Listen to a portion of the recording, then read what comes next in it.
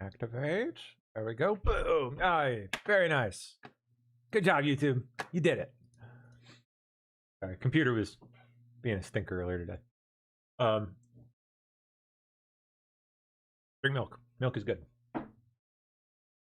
Let's see. Get the share up first. There we go. And I see what we got.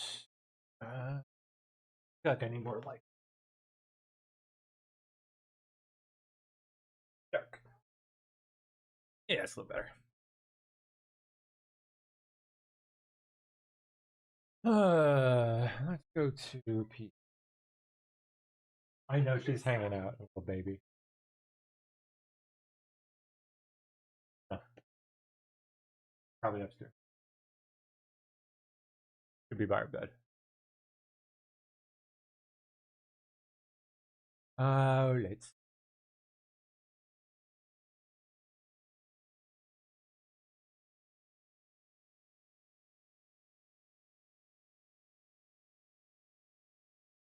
Oh, weird. Do I? Yeah, all. There it goes. I don't know why it does that now. So annoying. I don't remember it until like 5 minutes after I've been like trying to figure out where the hell all the tweets went. But there we go. Caught it pretty quick this time. All right. Oh yeah, Abdul going on Waters. I still haven't watched it yet, but I did see posts about it. Can't wait to see this. This should be fun. We'll get to that. There is this morning. All right. Catherine Herridge on, oh yeah, the 9/11 stuff. We watched some of that this morning. I haven't watched the whole thing yet, but let's, maybe I did. I don't remember. The FBI We'll watch the intro real quick. says they may have served as an advance team for the 9/11 hijackers. Based upon these documents and the videos, it's pretty clear that they were here for that particular reason. As someone who investigated 9/11, do these records move the timeline? They do. That really moves the timeline back significantly to when the support network actually got on the ground here in the United States. Are any hijackers in this video? There are 2 hijackers appear in this video. Is there enough here to draw a direct connection between 9/11 and the Saudi government? It's clear that we now have individuals who came here prior to 9/11 who were official Saudi employees. Were they official Saudi employees working on behalf of this plot, or they were Been known for a long time, also Saudi employees and also serving the needs of Al-Qaeda? but it just never, for whatever reason, seemed to go anywhere. I think these records clearly depict not only the advanced team coming here in the United States, but setting up shop, facilitating the care and feeding and housing of the hijackers. That's information that would have been relevant to the 9/11 Commission. These videos were obtained in You would think. the fall of 2001. Those videos should have been provided to the 9/11 Commission.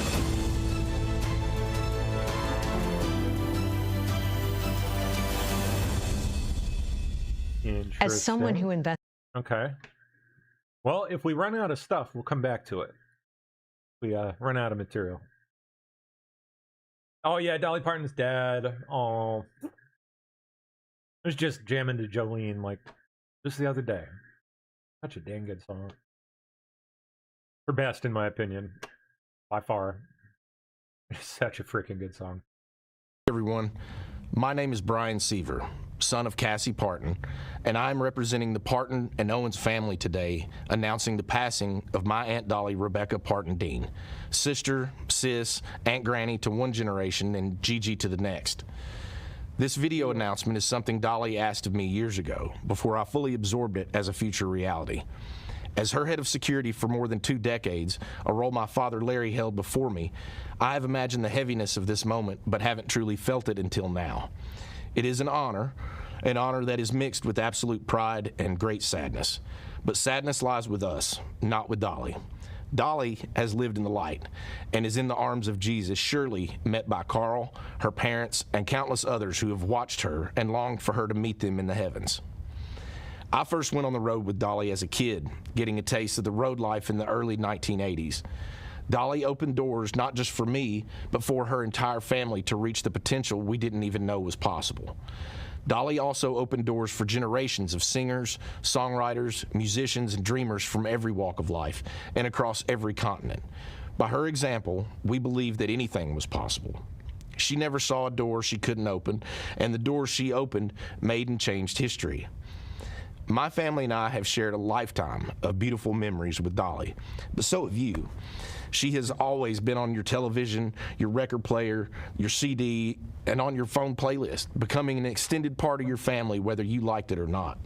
Our family and the team she has entrusted with her legacy will work diligently to ensure her spirit will live with us forever. Dolly was a farmer, just like her daddy. He farmed the soil, she farmed songs and happiness. Dolly called me and said she wants to rest in a beautiful bed of plush cotton because after a life wearing heavy rhinestones, she finally deserves to be comfortable and have some rest. Rest in peace, Aunt Dolly, Aunt Granny, Gigi. May God bless Dolly Parton, and may God bless you all. She will always love you.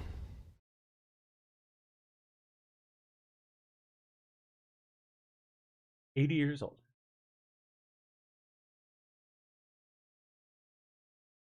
Oh, nice. Nice. It saved something, huh?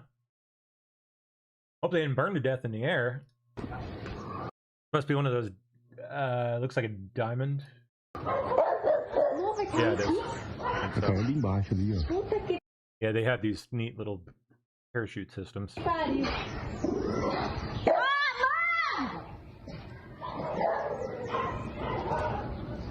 Yikes. That would be pretty freaking scary, man. Plane freaking set on fire and you're strung up on a freaking parachute. Your life is dangling from a parachute. I hope that rope is inflammable, man. Like, that would suck.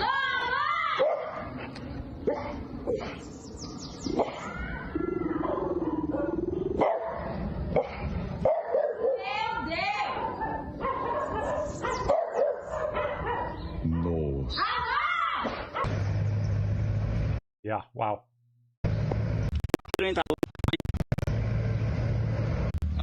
O avião caiu aqui, ó. Aí, ó. Hope they all got out. Fogo. Explodiu no ar. Ô, trem danado. No word on survivors. I don't know. Hope they're okay. Jeez. The Gulf of America and like America. Yeah, it's coming. Gonna happen.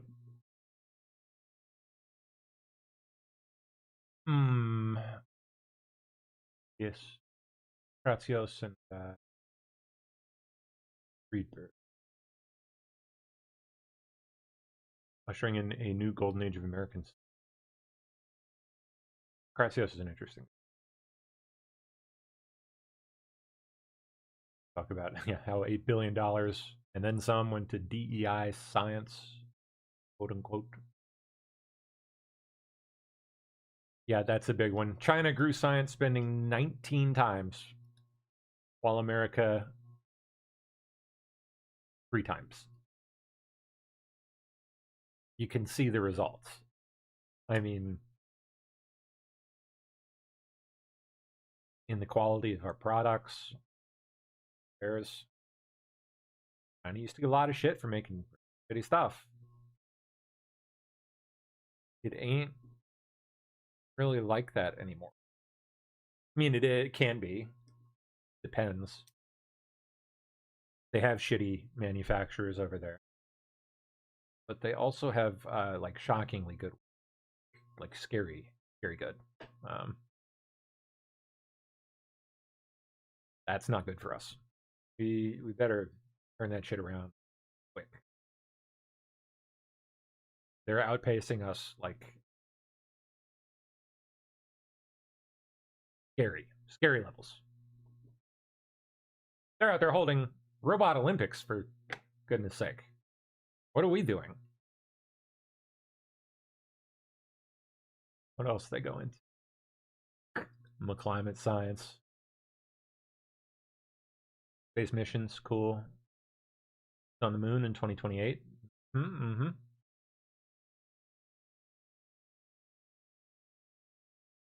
More about China. Yeah, 7 out of 10 STEM PhDs are not American. Chinese. Or Indian. Mostly Chinese. Fauci did more damage to science than anyone in modern history, and the NIH's median researcher is 71. 71 years old. Jeez. That's... wow.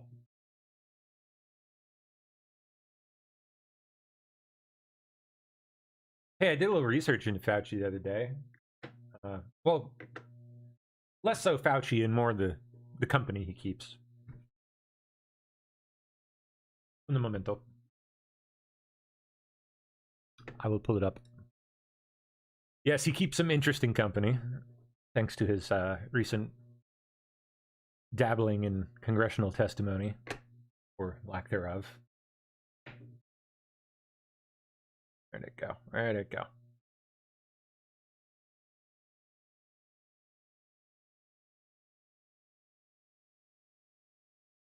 There it is. These are the kinds of people he finds himself in the company of. All the other people who pled the fifth for the entirety of their congressional testimony. All of it. There's Fauci right at the tip top. Martin Shkreli. Yeah. Lois Lerner. You. All the Enron fuckers. You. WorldCom. You. None other than William Bulger. Jack Abramoff. Johnny Dioguardi. These are back in the 50s. What are these? Dave Beck. Beck and... I think that was the Teamsters. That's Teamsters. Yeah, Teamsters. McClellan Committee, late 50s. Organized crime and labor. The mob.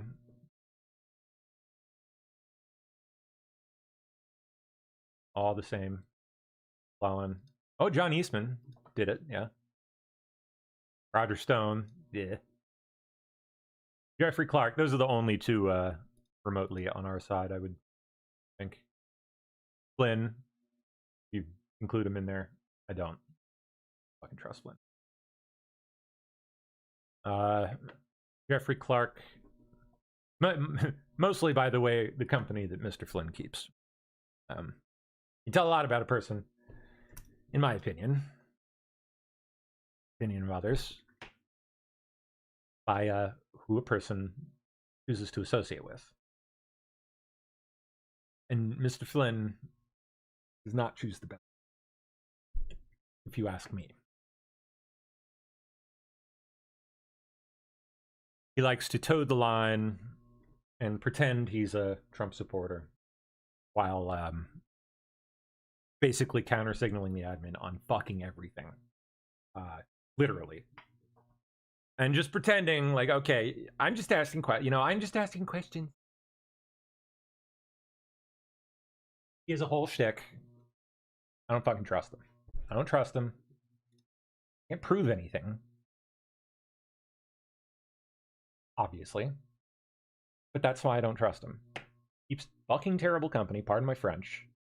And just, like, the way he conducts himself and the things that he says while trying to, like, put on these airs completely otherwise. Just rubs me the wrong way. Big time. Yeah. So, Flynn, yeah. Jeffrey Clark. J6. Alex Jones, Kevin O'Connor, Anthony Bernal, Annie Tomasini, all questions. Alyssa Tommy, Act Blue. Act Blue, Act Blue, Act Blue. Act Blue. There's a nice tour through all the many people who have played the Phys-If on all or nearly all of their questions. Not good company to be in, for the most part.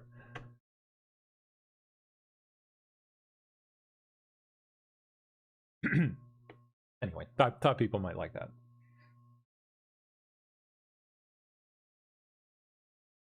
All right, let's see.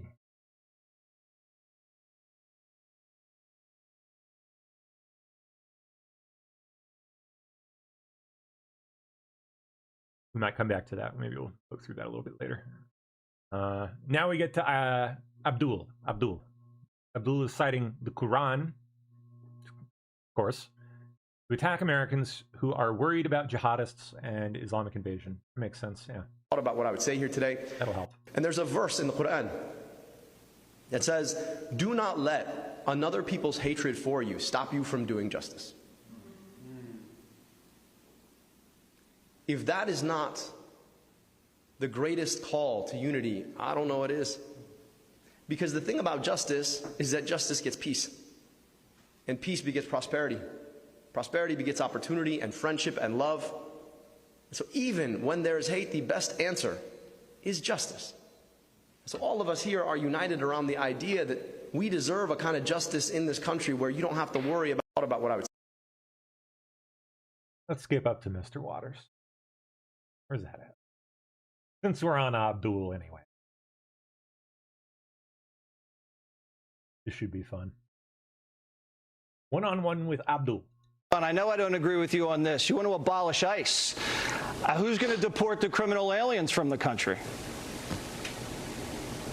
Well, you and I both know that Well, obviously nobody, Jesse. Long before we ever had ICE, we had INS. We were able to enforce our immigration policies without shooting people in the face and the back of the head. So why haven't we done that? And we just celebrated our 250th like at all for the last I don't know how long? Anniversary. That was an anniversary of throwing away tyranny. Now, to bring that tyranny back under the guise of the U.S. government itself, that seems to me to be inconsistent with the freedom you and I both love. Yeah, but I mean, that's a dodge, Abdul. They did the same thing as ICE back then, INS. Do you know how many illegal aliens are in the country now? People in the face and the back of the head. Do you know how many illegal aliens are in the country now? We had, no, I mean, to your point, Jesse, let me just answer the question. To your point, how many do we have? Far fewer when we had INS. To your answer, we had exactly. far fewer when we had INS. So arguably, INS worked a lot better. Abdul, listen, we had twice as many illegals now when we had INS. So to your argument, you have to have the manpower to do it. If you want to do that correlation, we have ICE now, and we have far, far more undocumented people. So ICE is clearly not working. It's just shooting like American citizens in the face and the back of the head. So if you're okay with that, illegals are shooting people in the face too. To disagree. Abdul, you got a guy in Michigan. So are American citizens. You got a guy. Let me just say something. Okay, to get back to the conversation about the broader issues. Okay. Well, you cut me off, Jesse, and you said we're going to have a good conversation. So I'd like to do that. I just want to answer the point. When I travel the state, and I have traveled my state, more people are asking me about how they're going to afford their gas and groceries. They're not asking me about immigration. Well, they also don't want to get molested. Abdul, you got a guy here from Southeast Asia, molested a kid. ICE just picked him up. You want that guy to stay in Michigan? I'm glad that guy got picked up, but that's a different thing than saying that INS would not have picked him up. Jesse, you're too smart for this. It's a bureaucratic game you're playing, and that's a dodge. You point to him, you say, you need guys to get these guys out of the country. And therefore, ICE, we need ICE. I'm just saying, look, playing by your own rules. When we had INS, we had fewer people doing the things that you're talking about. That's because Biden didn't blow open the border back then. When we had that. All right, that's because Biden didn't blow open the border back then. And that's not an ICE question. That's a CBP question. No, you guys let in a ton of people, and we got to get them out, and we'll take. I need like a big physical deport button that I can just take the guys out the way we need to take them out. Deport. Do you drive an electric car? I drive a plug-in hybrid made right in the United States. The bigger question about cars, though, is why the president just started a trade war or escalated a trade war with Canada. It's about to make all Because they suck. of our cars, especially the internal combustion engine cars, so much more expensive. You Also, want to we can get talk about rid the of the actual war in internal Iran that's raising our combustion gas engine. prices. No, I don't. Who told you that? Cool. That's what the Green My New dad Deal came to America says. to design internal combustion engines. No, that's The not Green what New Deal says phase out it says that fossil we could fuels. build renewable energy opportunities. Look, I'm not going to defend the Green New Deal. What I'm telling you, though, is It kind of sounds like you just tried to, and then when it became obvious that you couldn't, you just said you wouldn't. that we could make a whole You're lot on the more record amazing as jobs if we actually backing the invested Green in New Deal, renewable energy. Abdul. Look, I'm just telling you this. Are you opposed to the idea that we could reduce energy costs and create jobs in Michigan? Are you opposed to that? Absolutely, but I don't want windmills in Lake Michigan. So you're absolutely opposed to that? Yeah, I don't want to So put you'd rather have a windmills in pipeline Lake Michigan, than you'd do rather have you? windmills. I don't think the people in Well, I don't Michigan want a want that, pipeline in Lake Abdul. Michigan. Right now, we If have you're one of running those. on that, that's not going to Jesse, go look, over too we have well. a pipeline. No. I mean, Jesse, look, we can have a conversation if you want to. If you want to keep cutting me off, we could keep doing that too. But you told me we're going to have a good conversation. I just want to talk about something. Go ahead. Right now, we have an oil Your vagina is showing, sir. pipeline in the Great Lakes. If that You're not supposed to do that on television. oil pipeline were to burst, the consequences for our Great Lakes would be disastrous. Now, you're telling me that you'd rather have a situation where that happened than a windmill? That really is so offensive to you? No. Now, those windmills are good I'm saying I don't want to get rid of fossil fuels, and that's what the Green New Deal does. Let's move on. You want to And I'm not soak saying the that either. rich. Rabdul, because we got. Rabdul. This isn't a podcast. I got to sell ads in the breaks. You want to soak the rich. Let's listen to what you said about. Put your vagina away, sir. We don't want to see it. Nope. about losing their health care with their job. Well, give me the total number. Look, while you're out here trying to talk about the broader national budget, I'm a lot more interested in the everyday budgets that Michiganders are thinking about. And that's exactly the budget that Donald Trump and Mike Rogers are blowing up right now. Well, I just don't see why you're so on the side of the billionaires, Jesse, rather than on the side of everyday Michiganders. No, because I don't want you guys gurgle billionaires hurt the regular guy to blow the country up. Do you know who trained this fucker? How much the federal budget is now? No, neither do I. Here's exactly What's the federal budget? You guys want to, right? Pete Hegseth, who used to work answer for the question. Do you know what the federal budget is? To raise. No. I just want to talk about this. Look, you want to talk about budgets? I'm happy to do that. The guy who used to work on your channel, I think he was like the 6th host on the 5. He wanted to raise our military budget to $1.5 trillion, and you don't seem to be upset about that. What? So we could fight a war we don't know how to get out of? To raise our gas prices $5 a gallon? Where are you seeing gas up $5 a gallon? It doesn't make sense to me, Jesse. We want to talk about the things that we actually should spend on. To me, I have a feeling, Abdul, you don't even know how much money the government spends every year. Do you know? No.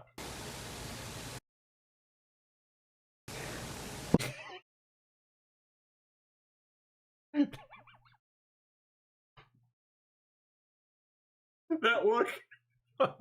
Look, the question, Jesse, to me All right, is, so you don't know. Let me tell you what it is. It's $7 trillion a year.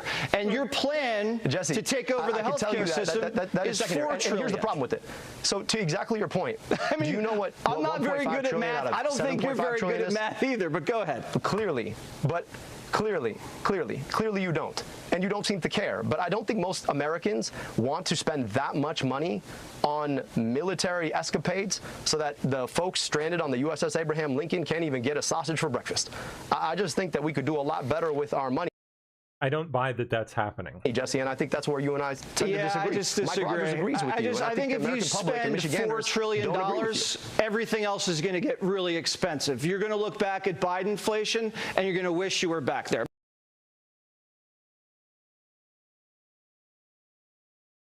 Wow. We were back then. Okay, let's move on. You said getting rid of Sharia law was white supremacy. Let's roll the tape. Go. Ooh, I don't have to tell you that the same exact forces that drove native peoples from their land 2 centuries ago. You want to do a land acknowledgement first, or? Destroyed Black Wall Street a century ago. bombed a building decades ago and tried to ban Sharia law not a Shitty decade ago, law, that those forces are alive and well today. So getting rid of Sharia law is white supremacy. Can you explain that one? Do you know what canon law is, Jesse? No, Abdul, why don't you tell us? I assume you're Christian, right? Yeah, tell me. Perfect answer. Thank you, Jesse. All right, so canon law is the name for Christian law. I don't begrudge you your right to practice your faith as you choose. I don't know why the idea that I could practice my faith as I choose is a problem. Nobody is trying to push Sharia law Where precisely are all the Christian courts? on anyone else, just like I hope nobody is trying to push canon law on anybody else, because we live in an America where you should have the freedom of your religion. So the idea that you have somebody like Tommy Tuberville, right, who, you know, barely was good at coaching football, is out here trying to ban Sharia law when there's less than 1% of the Muslim community in America, as if somehow Muslims are out here trying to push Sharia law. That seems to me to be deliberately targeting the Muslim community because they're different. And I'm just saying that, like, I have no issue with people practicing their faith. In fact, I would never want somebody to push their faith on me, and I would never want to push my faith on somebody else. Good, because no one wants you to get rid of your religion. And so the idea, no one wants that. So, but when people preemptively go out there and start preemptively passing laws to ban something that's not happening, what you're trying to do is target a very small community because they're different. And this operates. I mean, look, I'm just going to say there's statistical evidence that the president Sharia and the vice law in president Michigan is kind of scary. Simply people don't go for that. You know, it's like men aren't equal from women. Like, it's like physical punishments. You like to say the word. Look. Jesse, look, people don't like to say the Michigan. I'm just saying, because I don't think that's a good position. And scary. Nobody's pushing it. No, but Jesse, nobody's pushing it. You know what the issue is in America, in Michigan? What? The issue that people are worried about is not that somehow somebody's going to come and push Sharia law on them. The issue in Michigan is people are worried about how they're going to afford their gas. The issue in Michigan is how am I going to see a doctor when I get sick? How am I going to keep my job? You're out here, honestly, you guys love to play this culture war game where you use these words that sound really foreign to avoid actually having to talk about the issues that everyday people like to talk about. Now, look, Mike Rogers is the guy I'm running against for U.S. Senate, and I know you've had him on your show. Maybe he answers questions. I don't know if he does. I've actually never had him on. Only, but look, you haven't. So he's ducking your show too, because he's ducking. Look, can we all agree? Like, I haven't Jesse, invited him on. We're going to have a debate, right?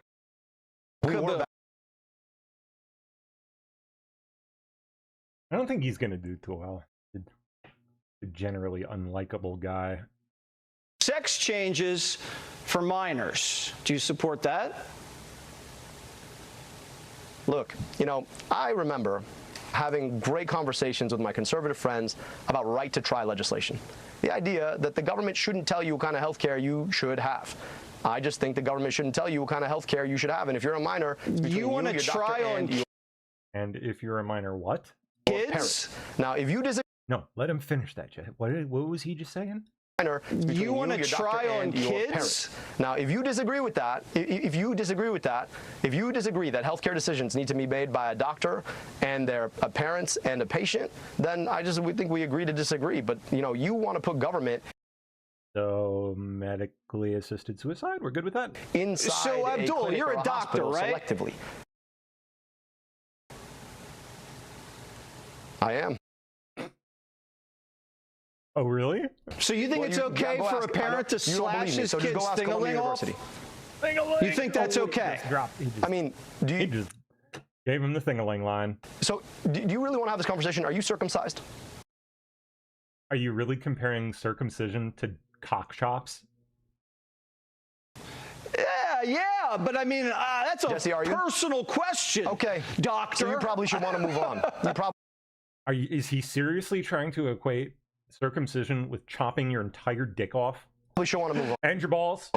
Is circumcision's different than castration? Yeah, like what? I think it's a problem. Oh my God. It's a problem that you think that you get to decide what happens between a parent, a doctor, and a patient. And I'm just saying that, yes, circumcision is surgery on a kid's ding-a-ling. So if you really want to bring that up, you can. I just think you guys are really selective about how you want to talk about these things. Abdul. That is, wow. Out of all the other crazy shit he said, that just like, I think that one kind of takes the cake. Michigan's not going for that. That is sick stuff. Yeah, what the fucking heck? Wow. Going really, really good for him. The breaks. You want to soak the rich. Let's listen to what you said about the taxes. Run it. I also think we got to start taxing wealth for people who have over $100 million. I mean, at that point, like, what even are you going to do with more money? Are you under the impression that we don't do that? What are you going to do with more money? I mean, whatever I want. I mean, Jesse, I don't know how much you make. Look, not $1 billion. But I think I'd rather have. Well, yeah, look, so that's exactly it, right? The question ultimately is, do you want to drive on good roads, or would you rather have a billionaire make a second billion? That's what Mike Rogers wants. That's what Donald Trump wants. Apparently, that's what you want. I think the people in Michigan want something different. They want good roads and good schools. So you're saying Beyonce, who just became a billionaire, she has to break you off something every year? She has to pay the politicians? It's not me. It's the American public. You're Beyonce, the one that wants the money. To be able to contribute back to the public schools that she went to. I think she'd be happy to invest in good roads in her community.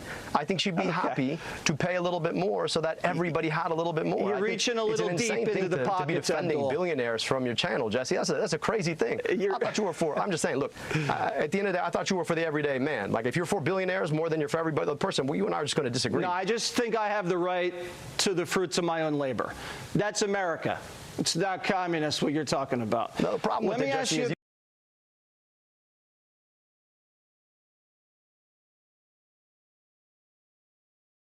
because you actually agree.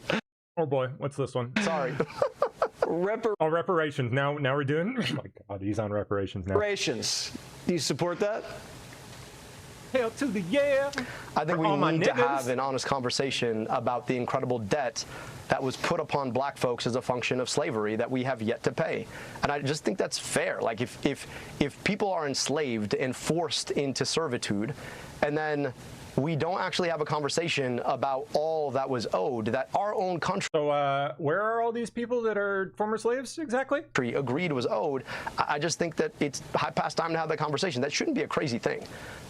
You know, I understand that, like, for folks who really want to inflame culture war, I just think it's important for us to think about how do we make sure that communities like the city of Detroit that have been segregated so that you have a disproportionate number of people as a function of redlining who are forced into certain communities, how do we make sure that their schools are made whole? I'll just tell you this, in the city of Detroit right now, they just had $700 million invested in their schools. They're still $1.7 billion behind.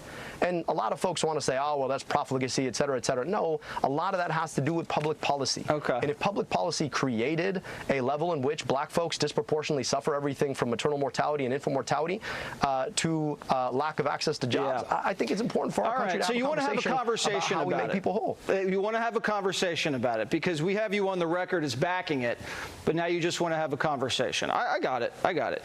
Well, I couldn't tell you. I couldn't tell you exactly what. Go ahead. Schumer.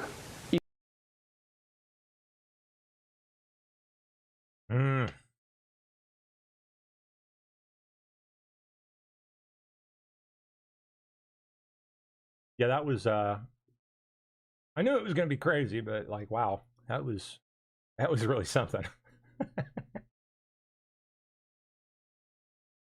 Oh my gosh. Let's go back to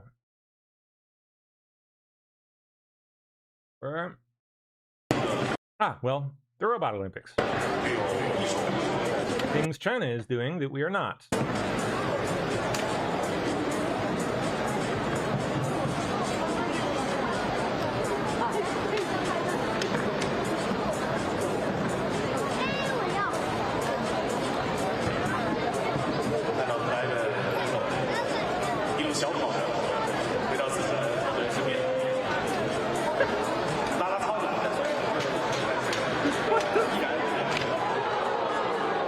Watch out, guys!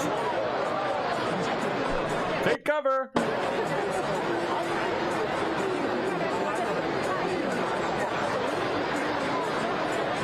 Couldn't make it. No. He tried, though.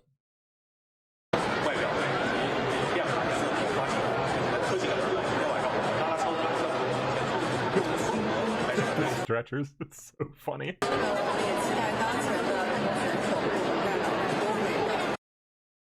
Yeah, China's like going big with these big spectacle events. These like, we aren't sleeping when it comes to robotics. Didn't intend to suggest that earlier. We ought to be spending more, but like we're coming at it in a different way than China is. Like China's doing all big, very public spectacles that are getting a lot of attention, a lot of impressive demonstrations, running, and it's all like really like showy kind of stuff. But here in the US, they're all more focused on like intricate, extreme dexterity, like ability to manipulate fine objects and delicate objects, very complex tasks that require fine motor coordination and whatnot, which, while less impressive, I think, at least like visually, less visually impressive, is more technically impressive, more important. That's what's going to matter in the end, is able to do like all the, like you can make a robot run, sure, that's great. You can make him go really fast in a straight line, but like, what fucking good is that? Like, what is that going to do for me? Like, it's going to be able to need to be able to do like really complex, fine, very fine-grained motion, very precise micro movements and whatnot. All that, I think, is going to be way harder to nail and way more important for the end goals of these things. Putting them in factories and wherever else, in homes. So I don't know. But all the same, I wish we would do more of this, because there's something to be said for spectacle and attention. It drives investment and interest.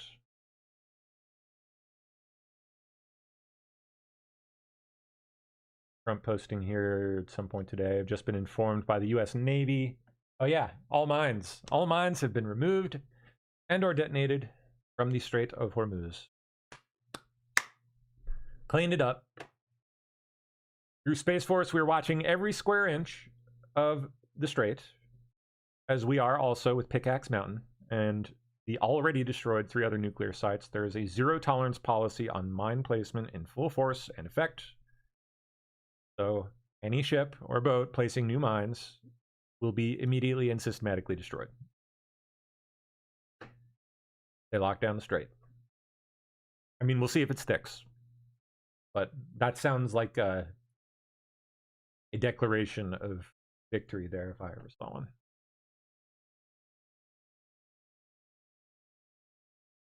Coming to the Minnesota sending strongly worded letters to Somali gangs, asking them to not fight at the Minnesota State Fair.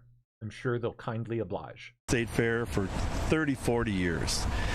But they've always agreed the fair is neutral ground, and let's all go have fun and respect the fairgrounds. We've had Hell's Outcast, Hell's Angels here. The Hell's Outcast used to hang by the pickle stand. I've been here for many, many years, but we've never had threats of violence like we're having from the Somali gangs. Well, we will have Karen gangs, we'll have some Hmong gangs here, we'll have some extremists on the right here. But none of them are promising chaos except for the Somali gangs. We sent 233 letters to kids that we know have had association with some of the other gang members. And really, it's a warning letter. We've had gangs coming to the Minnesota State Fair for 30, 40 years. But they've always agreed the fair is new. Yeah, gross. Trump claims DC cleanup fixed 2,300 lights and removed 162 homeless encampments. Oh yeah, they're gone. They are Out of there. Sayonara.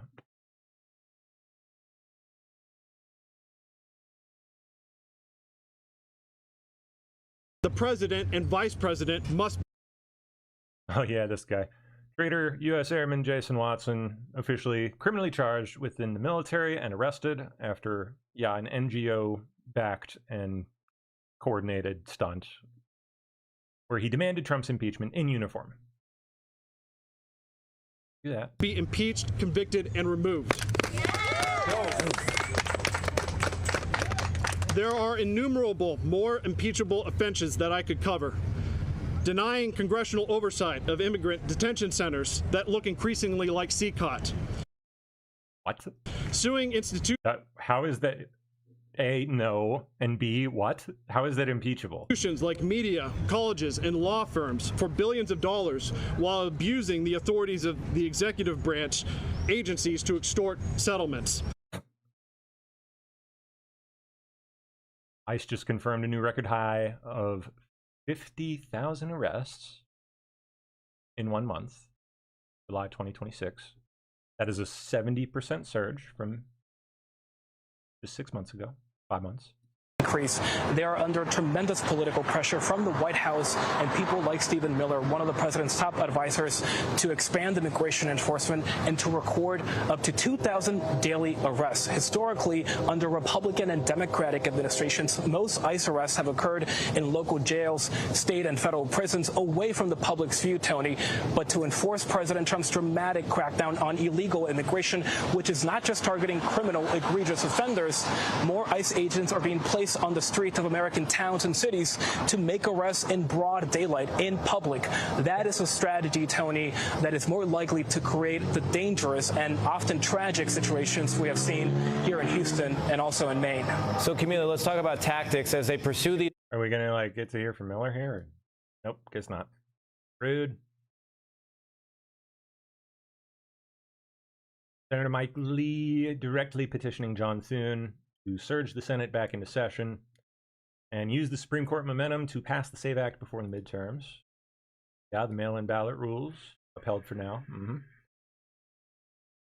Mike Lee said it perfectly convened now and talking filibuster until it passes. Well, and I think probably the best path to success is through a budget reconciliation. And we can't do everything in budget reconciliation, but we can do parts of it. The one thing about the talking filibuster, and it hasn't been used in something like 100 years, people point So what? To the Civil Rights Act of 1964, but that actually was done under regular order. They invoked cloture, passed it that way. But you turn control of the floor over to the Democrats. It's not only unlimited debate, it's unlimited amendments. And the Democrats will have a long list of amendments. And so every time they get an amendment, get it considered, gets disposed of, the clock resets. Every Democrat can give 2 hours of speeches, so that's 47, or times 2, 94 hours of speeches. And then every time you have a vote on an amendment, you go back, start all over again. So the Democrats, this is something that they're salivating over the opportunity to have, is a talking filibuster. So that isn't the best path in my view. And frankly, I don't think we probably have the votes in the Senate among Republicans even to get on a talking filibuster. But I do think we have a possibility through budget reconciliation to get some of this done. Goodness gracious. SpaceX unveiling a $100 billion Starbase Louisiana plans for 30+ Starship flights a day. Wow. Thousands of jobs. Whoa. Wow.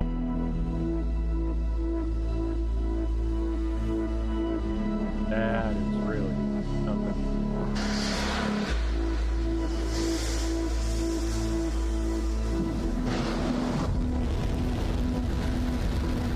That's amazing. Wow.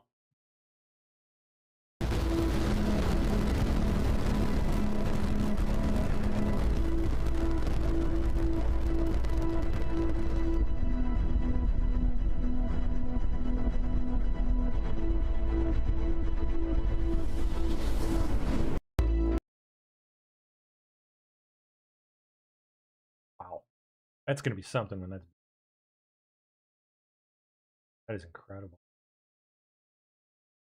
like the scale is. All right. Elon Musk and Louisiana Governor Jeff Landry at the site of Starbase Louisiana.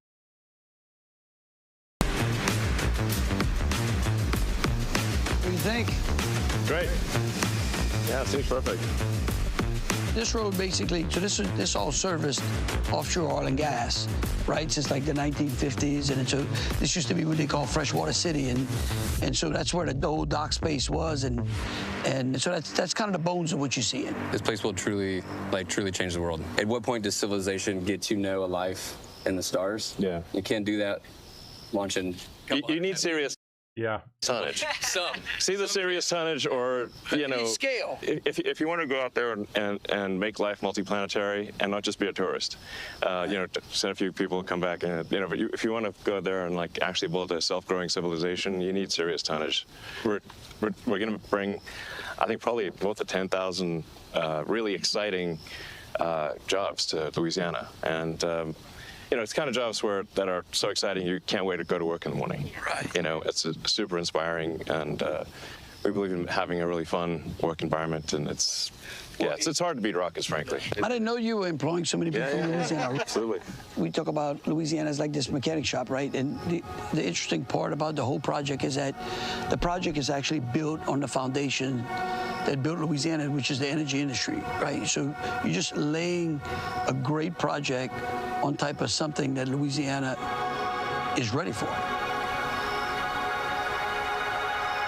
When people think of SpaceX, they think of a lot of engineers and scientists and things like that, but actually the most common job at SpaceX is technician or welder or tube bender. These are actually the people who add the most value from going from raw material in the door to finished rockets out the other door. They're passionate about their craft, they're excited to come to work every day, and they know that they're doing something that makes a difference, both in the lives of people that are here today and for many generations to come. 70% of our workforce at Starbase Texas is local to the Rio Grande Valley, and we're really proud of that fact, and it's something that we will replicate at even a larger scale here in Pecan Island.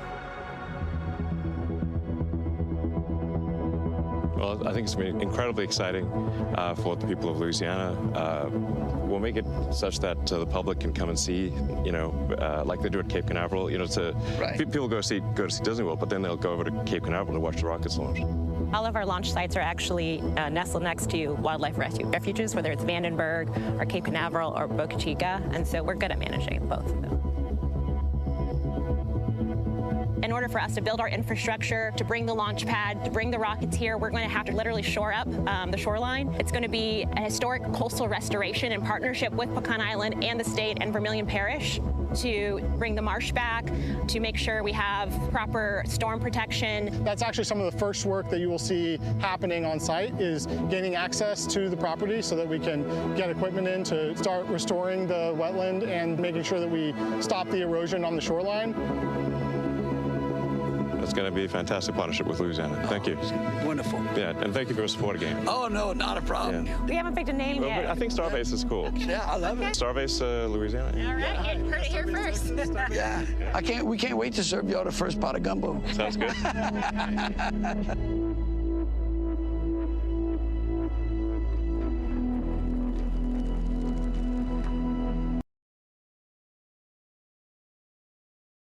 Interesting.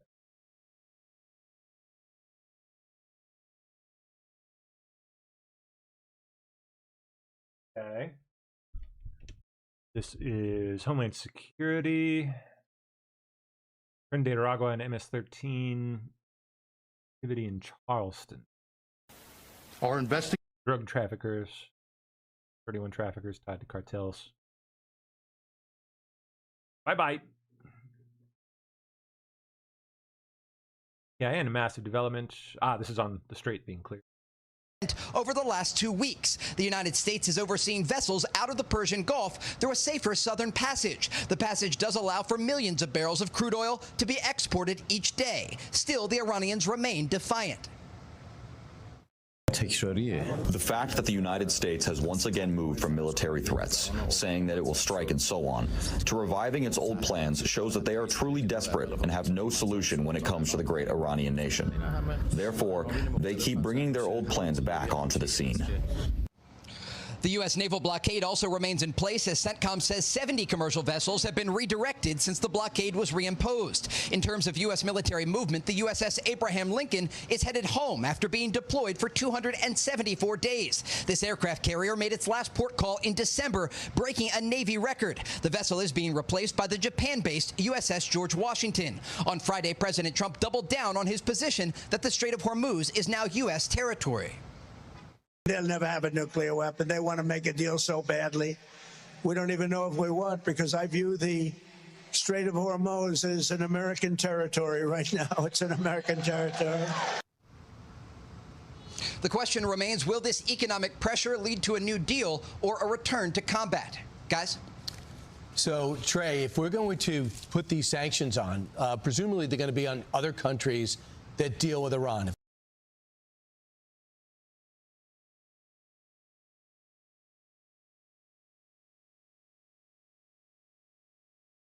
Okay.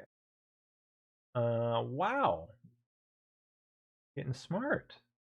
Suspect puts on Walmart employee vest and steals Apple Watches. In disguises now.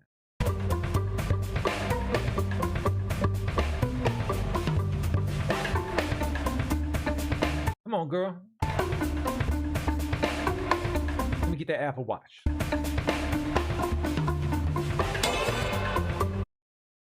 And a gun, too. Devon Cherry.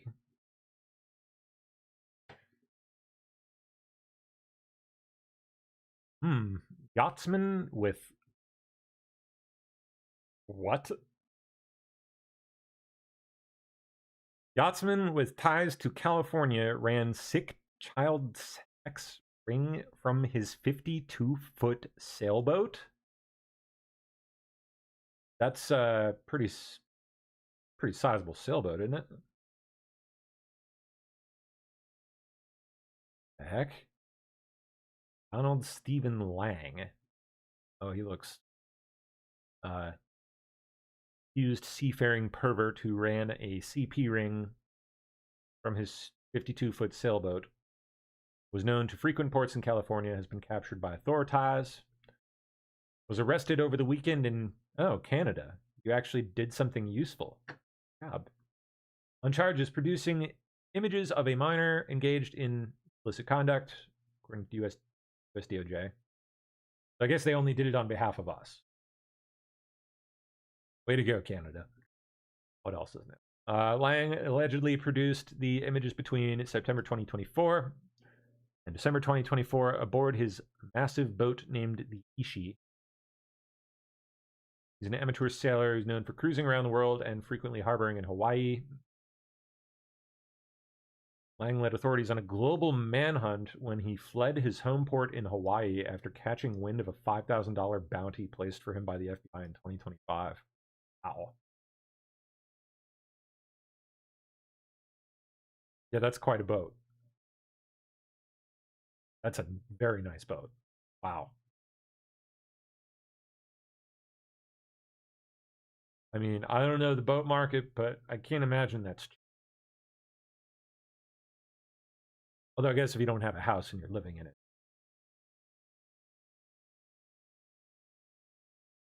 Oh, but no, he fled from his home port in Hawaii. So he's clearly very moneyed. Wonder who he associated himself with. Have any known associates? He was known for his sailing skills, bouncing between Hawaii and Fiji, Hawaii and Mexico, or Papua New Guinea and possibly Indonesia, pedo hotspots. Go figure. Lang had ties to people in Hawaii, Idaho, Washington State, California, Fiji, the Marquesas Islands, Mexico, and Canada. He was also wanted for his alleged involvement in the sexual assault of a minor in Idaho between 2003 and 2007. Wow. Before he went on the lam, Lang was last seen aboard his sailboat in Hawaii in January of 2025. Dual citizen, U.S. Canadian citizen. Previously arrested, charged with 3 counts of lewd conduct with a minor under 16, and 1 count of sexual battery of a minor in Idaho. Oh, that's more. Yep, he's got the look. Oh, yeah. Oh, yeah. Concealed it pretty well with that beard, but man, once you shave that shit off, these people, you can see it. You can identify, like, there's an identifiable, like, physical look. Those puffed up, shiny, rosy fucking cheeks. There's a look, dude. I don't know. Born in British Columbia, Lang is a veteran sailor who supported himself with odd jobs, such as fixing sailboats on the side. He has multiple tattoos on his body, including a faded conch shell with the word captain above it on his right arm. Not that that really matters anymore because they caught him. Bitch. Oh, grug. Look at it. Look at it. You see it all over him.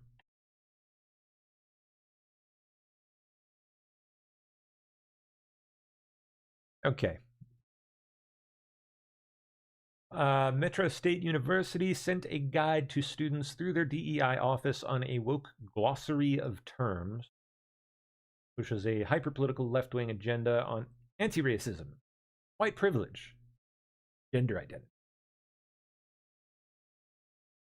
The entire guide is absolutely insane with every woke buzzword. Here's just a sample. College's own website reaffirms their commitment to dismantling systemic racism and pushing workforce diversity. Nice. Oh my gosh, that is just pitiful.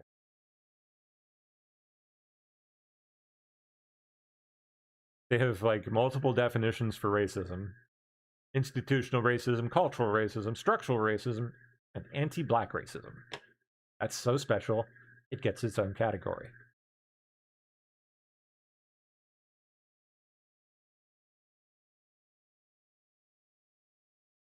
Canada says they will match the new U.S. tariffs dollar for dollar, rate for rate, with additional Canadian tariffs on U.S. goods. Oh, excuse me.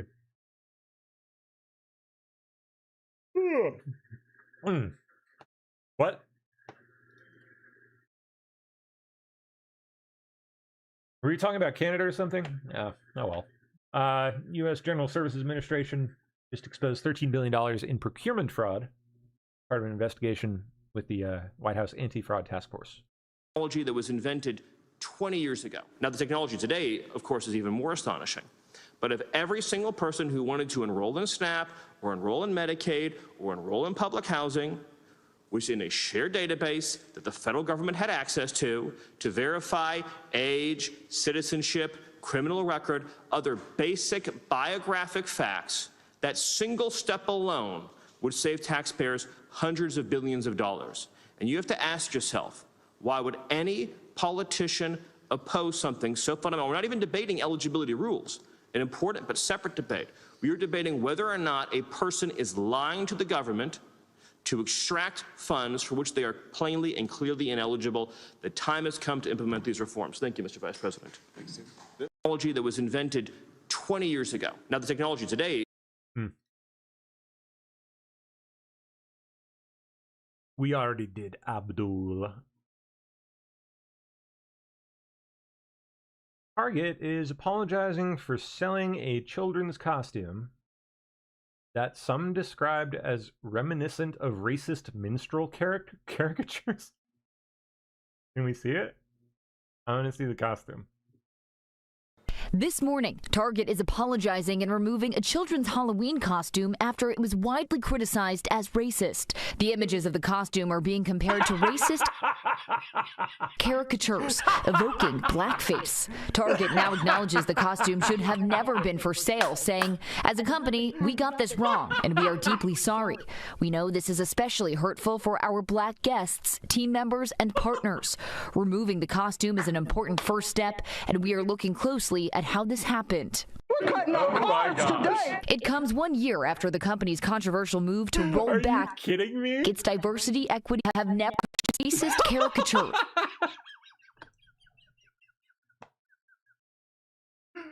Wow, who put the stamp of approval on that shit? Evoking blackface. Target now acknowledges the costume. Geniuses! Oh my gosh, they just keep stacking up the wins. That is outrageous. Wow. 63-year-old Monroe, Washington man was rescued through a window after, wow, yikes. Officials say he set his own home on fire during a mental health crisis.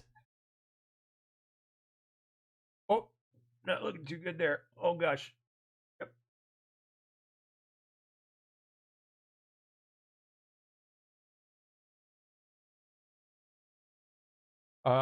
What? He believed armed militia members were inside his house, so he set it on fire.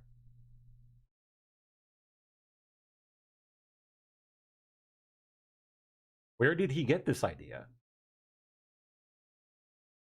I mean, it's just weird. Really odd thing to get so out about. Nate Friedman releasing full documentary on secret mosque in Manhattan. Inside of a halal cart garage, and they refused to put up a sign. Thousands of illegals used the mosque as an address to get government mail. They threatened to call cops on me when I started interviewing people inside. Wow.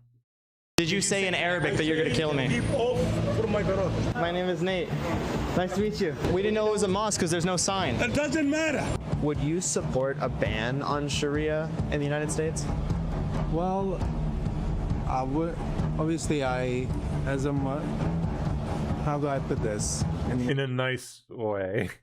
How do I lie without sounding like I'm lying? Nice way. Oh boy. How long has this mosque been here? The cops even send a Muzzy traffic cop? Like, really? They give them their own pet cop? Question, you have to go to the office. Does that guy look like he should be policing anybody, by the way? Like, how long has this mosque been here? Before you ask any question, you have to go to the office.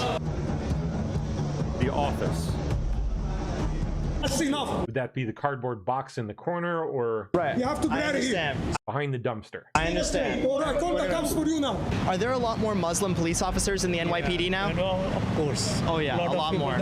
Did you run away from an Islamic country and are now going to be voting to turn into an Islamic country? It's time to pray now. Yeah, okay. Okay. It's 4 a.m. in New York City, and you're watching a delivery driver lock his bike on the sidewalk and head to what just looks like a garage to store your halal cart, but that's not why he's there. In this video, I'm going to take you through a secret mosque and uncover its role in assisting illegal Islamic migrants. This video has moments where I genuinely feared for my life, but the West must know the hidden tactics being used against it to destroy our civilization from within. So, let's go inside. Gross. Welcome back to the Nate Friedman Show. Hello. Salam alaikum. So that's where all these things go?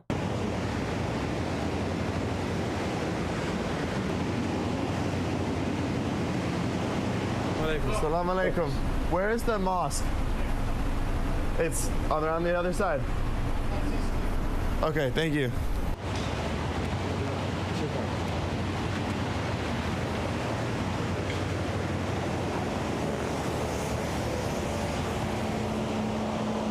Mosque here.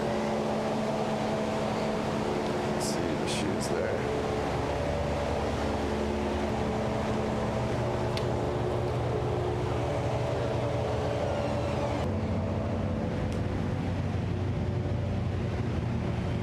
Are you guys looking for the mosque? Yeah. If you go through this entrance, I'll show you.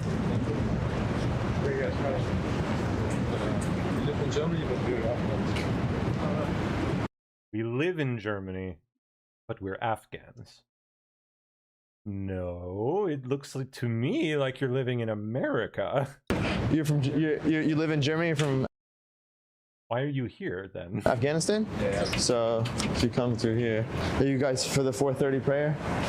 Yes. 4:30? Okay. I didn't have escorting people from Afghanistan to a secret mosque in New York at 4 a.m. on my bingo card, but it is creepy. Well, I want to like keep going, but wow. Oh, we get some highlights here. Okay, yeah, see that. I saw online there was a Texas school teacher that was saying that teaching 9/11 in schools is kind of Islamophobic. Oh yeah, definitely. Oh yeah. Do you agree that teaching 9/11 to kids here is Islamophobic? Yeah, I would agree. Oh, very much. Yeah. I would agree because that's pointing out this thing was done by this kind of group of these people, which is not right. Yeah. You know. Except for all the parts that are. You, as a Christian, you won't like also every day you wake up, you just see Christianity, I did this. That's basically our daily life, ma'am. It's not right. We feel it. We are human beings. Yeah. So they should not teach 9/11 in schools. I don't know. Maybe they want to educate them, but not to bring that Islam did it. All right. Hakeem Jeffries grossly smears the Trump admin as a cartel and says Democrats' top priority is to hold them accountable. Nobody's getting the pass because we're determined to make sure, beginning on day one, that we hold every single member of the Trump cartel accountable. Beginning on day one. When beginning on day one, you mean if the Democrats become the majority in the House of Representatives and you potentially could be the Speaker. Is that what you're suggesting? On day one of that event, you will begin to hold everyone in the Trump cartel, your words, oh, wow, accountable? Yeah, it's his words, right, Rolf? Yeah. Well, what I'm suggesting is that if folks have been shortchanging the American people, screwing over the American people, or stealing from the American people, yes, nobody. Gonna hold you to it. Nobody's getting the pass because we're determined to. So what exactly does it mean, and what do you suggest it means when you use the phrase Trump cartel? Well, listen, Donald Trump has conducted himself like an organized crime boss. These people have unleashed unprecedented corruption on the American people. So what exactly does it mean, and what do you suggest it means when you use the phrase Trump cartel? Well, listen. That's what? Mm-hmm. If you become the leader, or the Democrats become the majority in the House, are you open to pursuing impeachment of President Trump, or are you ruling that out? Well, we've made clear we haven't ruled anything in, and we haven't ruled anything out. And certainly... Oh, well. I think we just... On another important issue, Leader Jeffries, you issued a statement yesterday slamming what you called the malicious claim that American Jews are inviting violence against themselves as, quote, dangerous and anti-Semitic. Was that in reference to far-left influencer Hassan Piker and his recent very controversial comments? Yes, those comments were dangerous, malicious, and anti-Semitic, and should not be tolerated by anyone. And yes, here we are. In the public square. That was a pretty big public square to me, bub. What we've seen is a startling rise of hate crimes all across the United States of America, but particularly in this moment directed against our Jewish brothers and sisters. And everybody, regardless of ideological perspective, should be willing to denounce this rise of anti-Semitic rhetoric, hate crimes, and bigotry, and actually try to move us to a society where we embrace everyone. Yeah, dog. A guest last hour. All right, Abdul. Pointed out that El-Sayed was with Piker on election night when the primary was being held. And now he's just saying, well, he's just some guy. Yeah, El-Sayed's response was pathetic, and it did not answer the call. I mean, the bottom line is he did not condemn Piker. He didn't even mention Piker. He didn't condemn what Piker said. He didn't say, I'll never campaign with this guy again. As you pointed out, he campaigned the last night of his primary. This isn't such some random guy for him. And frankly, butt buddies. He should not only condemn him, but no Democratic members should allow Piker anywhere near them on the campaign trail. They should know nothing to do with this guy. And, you know, anybody who does, frankly, and has not condemned them, you know, bears responsibility for somebody's comments like that.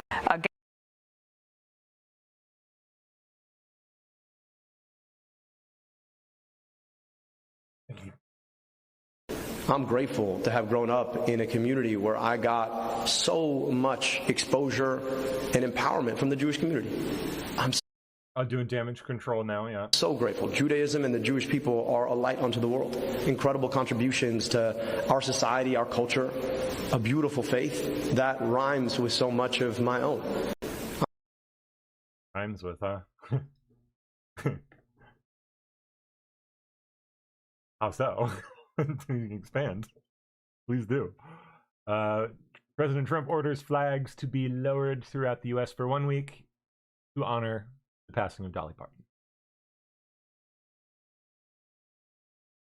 This is, well, I'll just read the whole thing. Okay. Very sad to report that Dolly Parton, one of the greatest country singers and far beyond ever, has just passed away. This is a true loss for millions of people. There has never been anyone like her, and never will. In her honor, I am lowering the American flag throughout the United States for a 1 week period beginning tonight at 6 p.m. Rest in peace, Dolly. The world loves you. Yeah, Hegseth on President Trump ending America's dependence on foreign supply chains. Yeah. American good move. Battlefield readiness gonna be important. Runs through our small businesses. It always has. The vehicles, the planes, and even rifles in our warfighters' hands rely on a supply chain of hundreds of specialty producers. A Patriot missile depends on hundreds more. These are the local factories, the shop floors, and the labs forging the arsenal of freedom. And that's why today, the Department of War and the Small Business Administration are establishing the Smaller War Plants Commission in the spirit of the historic Smaller War Plans Corporation, surging capital and expertise to support the innovative entrepreneurs, manufacturers, and workers every day expanding America's defense base. Our message is clear. President Trump is ending the era of dependence on foreign supply chains and our adversaries. This historic long-term commitment will reinforce the industrial depth that stands proudly behind the strongest military on earth. When we back the businesses who supply our forces, we outbuild, out-innovate, and overwhelm any adversary. We are transforming industrial capability into generational battlefield advantage. And in doing so, we will deter conflict, preserve peace, and ensure that no adversary tests American strength. Secretary Hegseth has established the mission. America must build what our military needs, when it needs it, right here at home. That's where our most innovative, agile businesses come in. The SBA is proud to join the Department of War in establishing the Smaller War Plants Commission. This name reflects the SBA's predecessor agencies formed during World War II and the Korean War that backed the mission-critical small defense manufacturers that armed American forces through victory. That mission continues today as we back the small manufacturers that comprise 70% of the defense industrial base. Today, the SBA oversees nearly $500 billion in a small business portfolio, and we're bringing our proven capital access and investment model together with the Department of War. Our joint mission will supercharge funding to those building our supply chain, tooling up, expanding, innovating, and hiring to deliver capability to the warfighter. The era of offshoring the production of power projection to our adversaries is over. Thanks to President Trump and Secretary Hegseth, the world's strongest military will be backed by the world's most nimble industrial base, offering our warfighters asymmetric advantage and our nation peace through strength. Thank you and all the small businesses you help empower every single day for making it happen. Well, it's my honor, and it's an honor to serve alongside you. I'm grateful for all you do for our nation and for our warfighters. Likewise. All right, let's sign it. Thank you. What a great initiative.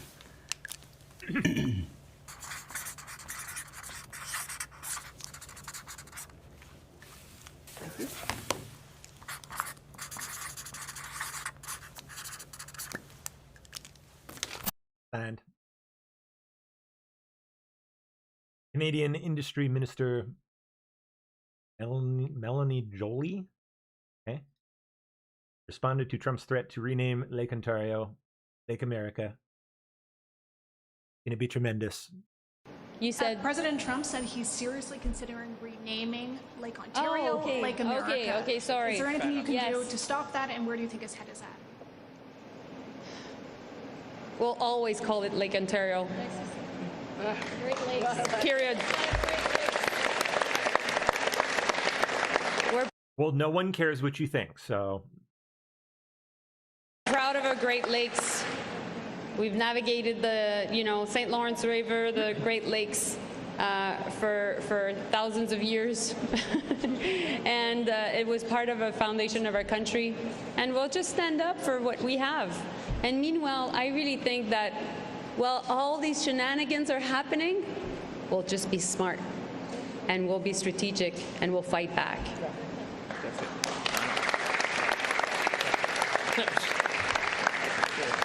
You said President Trump said he's seriously considering. Besant reveals Iran's regime panicking just 24 hours after he announced economic D-Day. And, the strait got cleared. So. For decades, this regime has drawn strength from a calculus that regards Iranian retaliation as certain and American enforcement as negotiable. Under President Trump, that era is over. To the ordinary soldiers supporting this regime, as more and more of your paychecks stop or are supposedly just delayed, ask whether your commanders are leading your country to triumph or to ruin. And recall that the Berlin Wall fell when ordinary soldiers decided not to shoot at their own people. And to those who enable Tehran, do not discount the cost of testing Washington's resolve. No nation should expect to enjoy the rewards of our system while helping those who seek to destroy it. For decades, this regime has drawn strength from a calculus that regards Iranian retaliation as certain and American.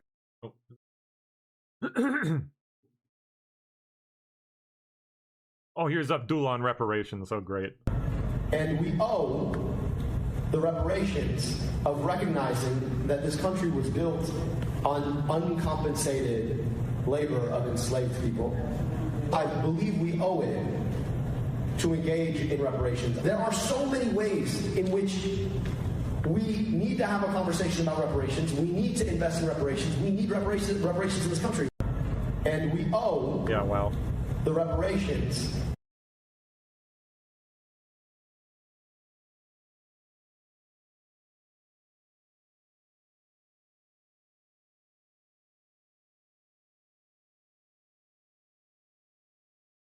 Okay. Singer Jelly Roll going viral after guest hosting Jimmy Kimmel's show and launching a multi-minute rant against President Trump. Jelly Roll calls Trump a fat pig? Jelly Roll? Jelly Roll. And mocks his appearance. Jelly Roll. Jelly Roll is mocking Donald Trump's appearance. And there's Donald Trump, who apparently has never held a flag before. What a job that. How do you up waving a flag? Eh? Like a wing flag to me.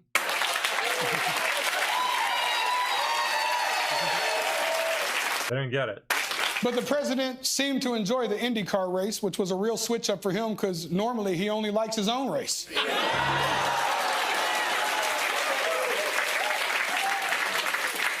Trump also drove around the track in his motorcade doing what they call the lap of honor, which sounds like a loyalty program at a strip club.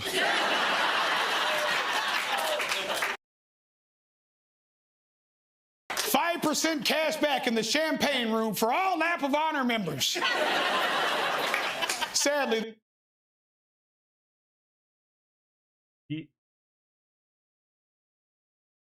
is he trying to like segue into comedy because he sucked so bad at the singing thing, or because it kind of looks to me like he might even suck worse at this? those are the only laps Trump's been doing lately. According to the Washington Post, a lot of doctors are worried about the president's weight.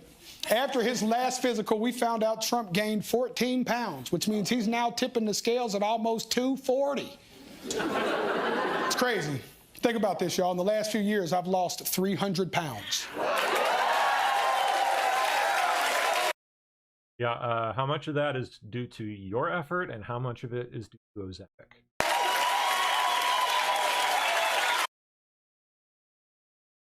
You just drugged yourself into being skinny, fucker. Relish in that applause. Wow. You did so much. That means you worked so hard for it. I've lost an entire Donald Trump. And let's be honest, based on his approval ratings, it seems like most of the country wants to do the same thing.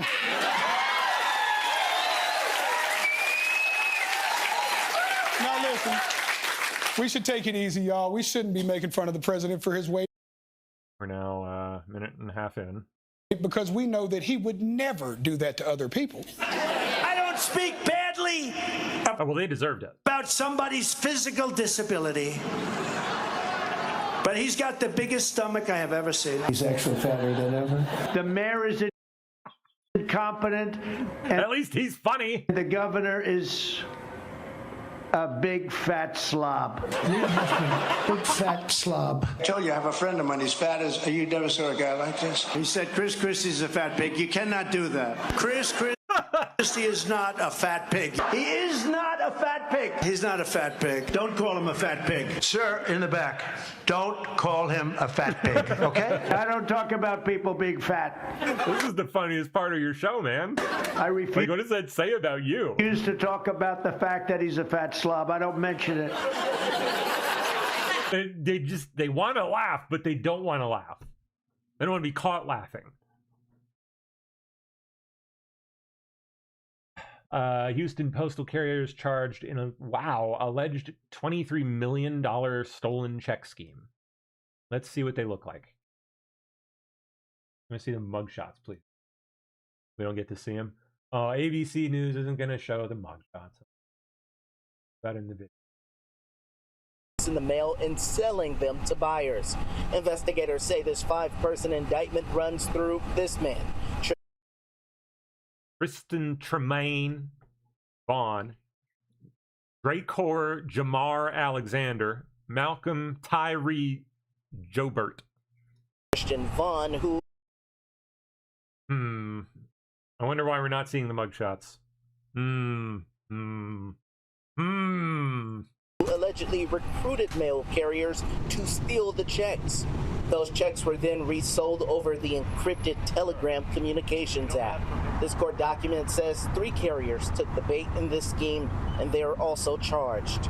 Records say Catherine Kilpatrick, Dracor Alexander, and Malcolm Joubert were the carriers charged, pulling checks out of the postal system and into the alleged fraudulent scheme. Are you going to show us the mugshots or not? The indictment says some of these checks were made out for large amounts. Oh, no?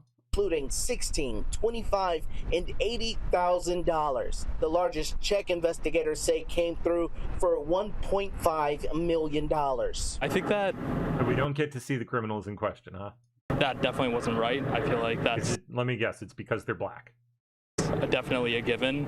Investigators say the stolen checks would then be sold through an encrypted group called Slips and Chips on the Telegram. Slips and Chips? App called Slips and Chips on the Telegram app. That's unfortunate for sure. What manner of slang is that? Investigators also say a fifth defendant, Alyssa Bryant, sold a stolen check to a buyer on Telegram for $25,000. The grand total over 6 years, $23 million. $23 million is not something you'd find just lying around, even in a prosperous city like Houston, I wouldn't think. So they're probably pretty good at it. Other people we spoke with say they're happy to see investigators track down the alleged thieves.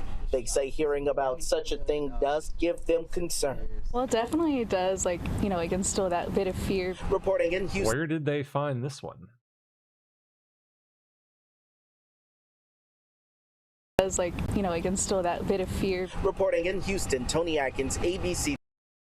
Okay, so no fans mugshots. Began to speculate. We don't get to see the mugshots. Any guesses? Any guesses?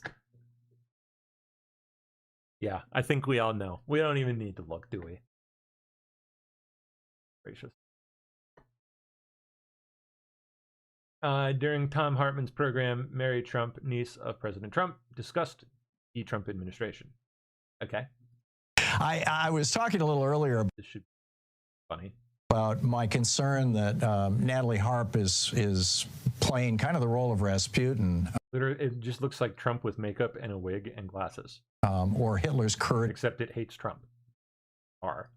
Courtiers, giving Donald what he wants to hear rather than what he needs to hear, and this latest polling is really in the crapper for him. You know him really, really well. Plus, you have the insights that come with having a PhD in clinical psychology and having been in practice. How do you think that? How desperate do you think he might be? And we can talk about that in the context of the elections or anything else here. And what might he do out of that desperation? Yeah, it is really, really all going south for him. And we're seeing increasingly he's flailing, he's desperate, because as much as he's surrounded by the most sycophantic sycophants, like Natalie Harp. Serious? You got a PhD and you just said sycophantic sycophants?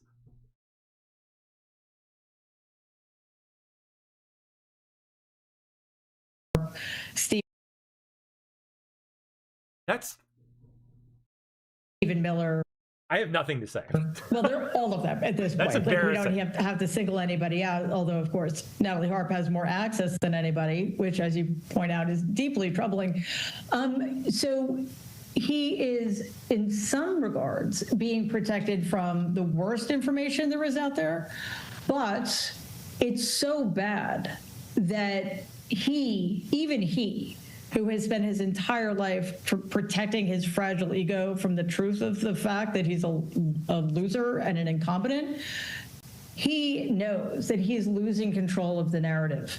And he's, one, trying to change the subject, two, trying to regain the upper hand by using his unfathomable power against those countries and individuals weaker than he is, and, again, protect himself from what we can have to say at this point are mistakes of his own making. Every bad thing that's happening to him right now is down to him.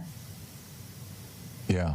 So, I mean, there's been a lot of speculation about things he might do. Apparently, there has been a discussion in the White House about using a tactical nuclear weapon against Iran.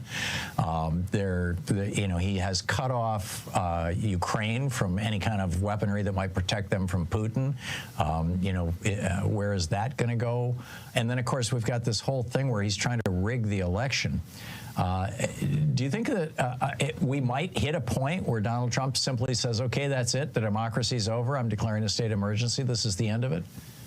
Yeah, Tom, I think it's really interesting that we are finally at the point that some of us were warning about back in 2020. There is nothing Donald won't do to protect himself. And it's funny, when we did have those conversations six very long years ago, we were often met with incredulity. I said, listen, if Donald thinks he's going down, he'll take everybody with us. And people would laugh and say, you cannot possibly be serious. And here we are, where we have to have this conversation on a much broader scale, because he is not just signaling, he is telling us what he'll do. You bet your ass he is. And I think the simplest way to understand Donald at this point is to understand that there's no such worst. He will always do the next worst thing, whether that is a tactical nuclear weapon in Iran. Oh, for the love of God. Are you kidding me? Abandoning our ally, Ukraine, which, quite frankly, he did a long time ago, or using the power of the president. You're going to eat those words pretty quick. Presidency to declare martial law and cancel an election he knows his party is going to lose.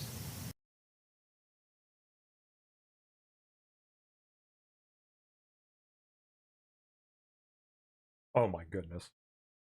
Every domestic and national security move Donald has made benefits Putin. One of those. I'm curious your thoughts on John Roberts, Sam Alito, Clarence Thomas going along with Trump's mail-in voting purge, because they're terrified.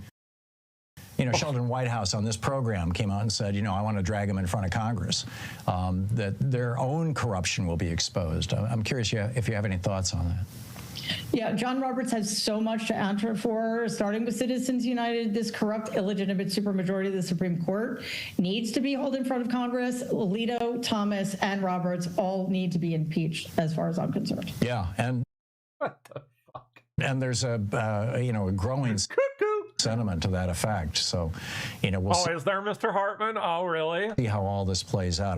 Growing sentiment. I think that my sense of it, and I'd love to get your thoughts, we still have about 40 seconds, is that we're on the cusp of either a great progressive revival or... You are so fucking fried. Turning into a total fascist country. Your thoughts? Those are the oh my gosh. Options right now. And I tell people whenever I can, it is often in the darkest moments in our history that we are able to make the most fundamental change for the better. So let's look at it that way. Let's pick the first option, please. And the only way we do that is to get these corrupt fascists out of power. What? That's true, and it happens about every fascists out of get these, and the only way we do that is to get these corrupt fascists out of power. That's true, and it happens about every 80 years. The American Revolution, and 80 years later, the Civil War. You got a direct line to you guys, absolutely. 80 years after that, the Republican Great Depression, and now we're 80 years out from the end of World War II. It's like history is trying to tap us on the shoulder or something. Wow.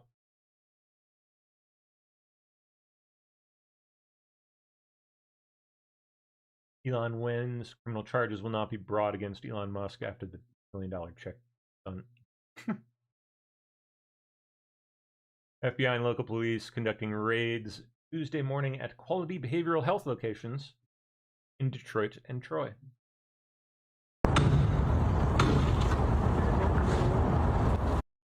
Quality behavioral health. Sure, it's very, very quality. Look at that. Wonderful facility. That's where I'd send my kids for grandparents or aliens.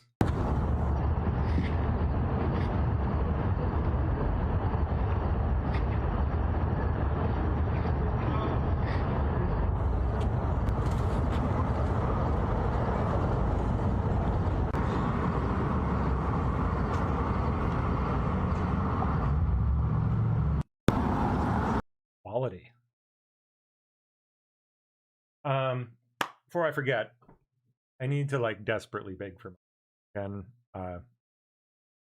Like it's bad.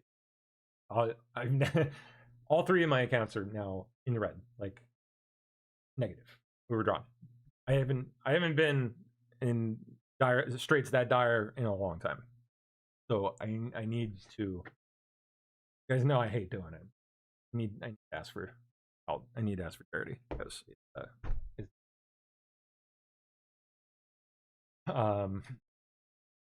let me get the stuff up here for the links out there. But ESP's overdrawn, personal's overdrawn, and in my film business now, like pride. So my next and currently last check from my work, which still has not picked back up again. I don't know why the fuck. Couldn't happen at a worse time. So I'm in the middle of trying to like pivot and kind of segue all of the. I mean, I kind of expected this to happen anyway. Like the film industry's fucked it. Post done. I sucks because I loved it. Like I really, really loved it. But there's just no anymore. All the industries left this country. AI is making its dent. I think it'll recover eventually, somehow, but for the time being, it's like so fucked. It's done, cashed out. So I'm trying to pivot into applying to tech jobs and gather a resume again for 10 fucking years. Pardon my French. A nightmare. Because like, what do you do with what do you do with what I've been doing the last 10 years, right? I mean, for a good portion of that, I at least have the film business. I can say, hey, look, I was working. Can't really put this on, depending on where I'm applying. I'm getting so desperate. I'm literally like I'm applying to Palantir. Like after I saw that freaking neurodivergent thing it came out with, like I don't care. I'll work for Palantir. I'll do it. I know people talk a lot of shit about it. I'll fucking do it. They pay me. I'd love to get a peek behind that curtain, to be honest.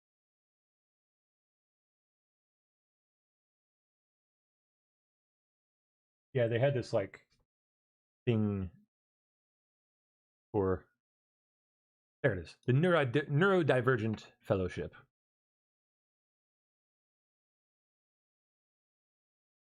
Which I would probably count myself in that bucket. I don't know. I'm an odd guy. Can you tell? But it sounded like me when I read it. People who didn't really function terribly well in the old corporate world didn't really fly for them. That was absolutely people who learn quickly, teach themselves things rapidly, but don't haven't functioned terribly well in the structured corporate environments of the past. That's what they're looking for this. So I'm going to apply to it. I have no idea if I'll get in. I also applied for one of the things I've tried to build here at Y Combinator. Trying to get a company off the ground. Something. I threw a couple things at him actually, so see. I'm not betting on that because I'm sure the odds of getting in are very, very slim. Competition's very, very high. Talented people. But Brian, man, I gotta figure out something. Maybe So if anyone knows of any tech jobs that might suit me, in addition to throwing a little money my way, that helps in the short term. But when it really comes down to it, I need a long term for myself. Oh, thank you. Busube says mailed you something yesterday. I will run and check the PO box. Hey, Saltwater Rabbit says you can always work the potato harvest. Long hours, but pay. Is it really? Pays good? I wouldn't actually be opposed to that. Like, pay is actually decent. Really, I wouldn't. At least, it depends on a few things. Would obviously much prefer a tech job, but comes down to it, I'll do it. Yeah, indeed. Canadian Bacon Hunt says sometimes the biggest risk is not taking one at all. I said something more or less to that effect in the application video I did.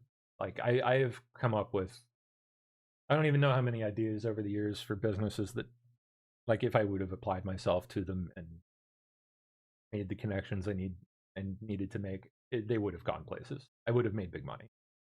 I had big one was a drone idea I had freaking years ago that, like, now, like, you're seeing all the ideas that I had 5-6 years ago are now through the government contracted drone industry. I so wish that I would have done it. Like, I would be somewhere right now. Like, so I don't want to make that same mistake again. I'm not gonna, like, I don't want to sleep on stuff like that. I've already done that more than I care to. So I'm trying to get it out there. I'm trying to build stuff and trying to apply and trying to network. Again, if anyone knows anybody, even if you don't know yourself, make some connections for me. Seriously appreciate it. Been at this a long time, almost a decade. Sitting in this chair, doing my thing for you guys. I love doing it.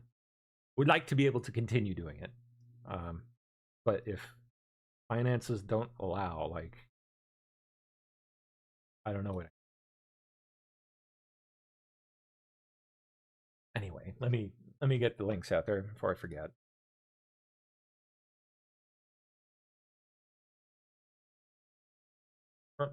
We want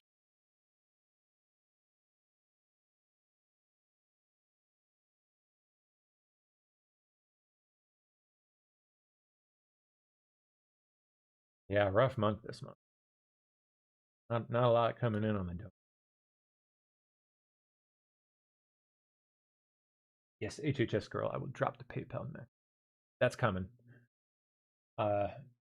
Rumble at least is decent. Like, they varies between, like, I don't know, like $300 or $400, and sometimes up to like 700. That gets eaten by PSP monthlies, and that doesn't leave anything. It at least can handle most of the PSP stuff. Not all, but kind of depends. All right, let's do PayPal next.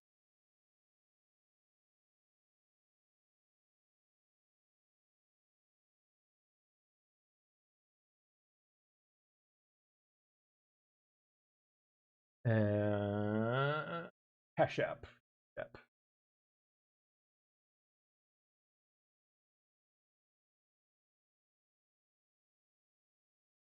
And then the PO box, I will also type that out.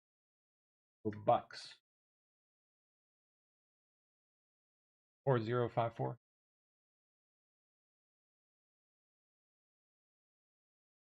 A 116 dash.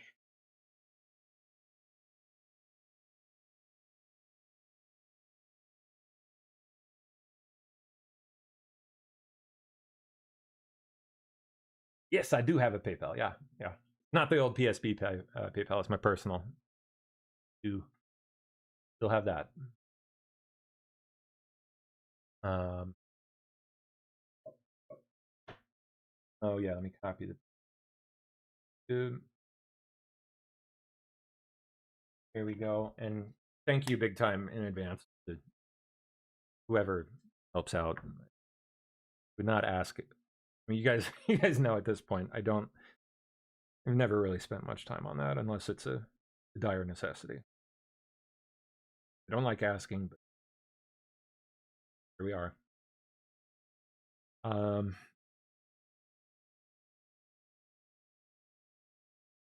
But thank you to there were a couple people that sent last time I asked, I think like Friday, I think. I did not have the opportunity to thank you guys then. I didn't see him until after the show. Let me look you guys up. I think it was Ed.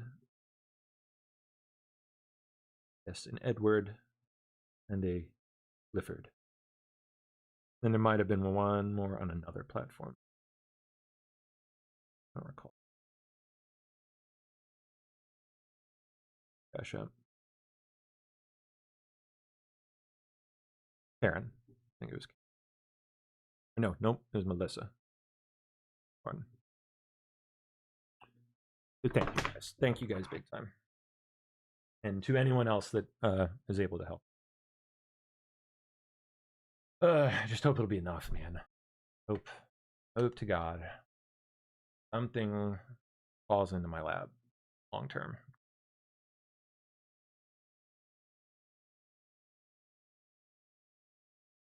What I'm gonna do? I need it. I don't know what is going on in industry around here, but it was like off a cliff. Again, it was just like the film world. Just dried up. Maybe they just went on vacation or something.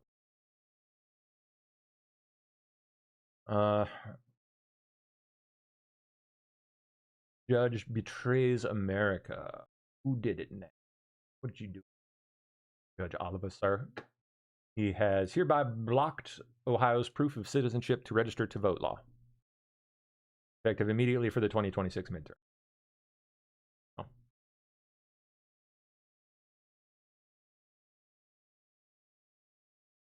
Leftist judge Indira Talwani spits in the face of the Supreme Court. The one, the ruling on the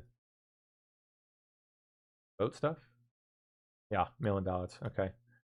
Going off, aggressively accusing Trump's team of complete non-compliance. Ruled U.S. Postal Service has violated her block on mail-in ballot security rules. Oh, okay. Yeah, I slop. This comes after the Supreme Court upheld, the executive order and rules to secure mail-in ballots. They gotta go.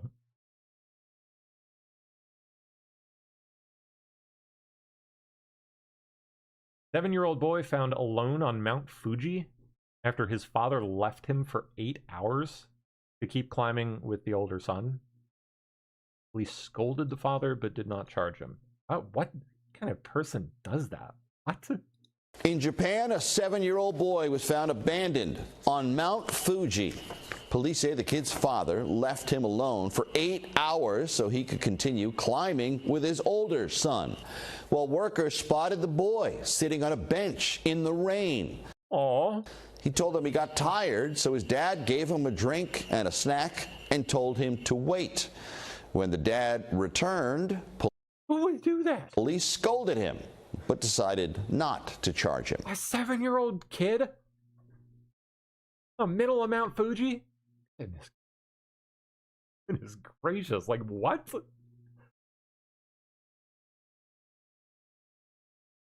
Japanese? I don't know.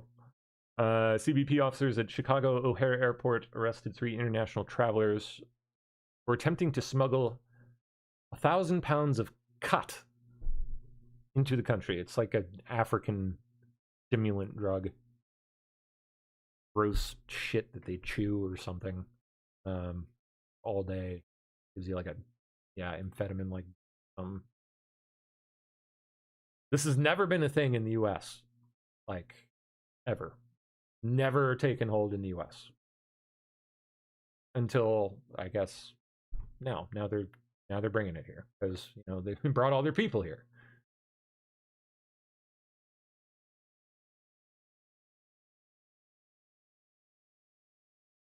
Catholic seminary in New Jersey that once trained boys for the priesthood.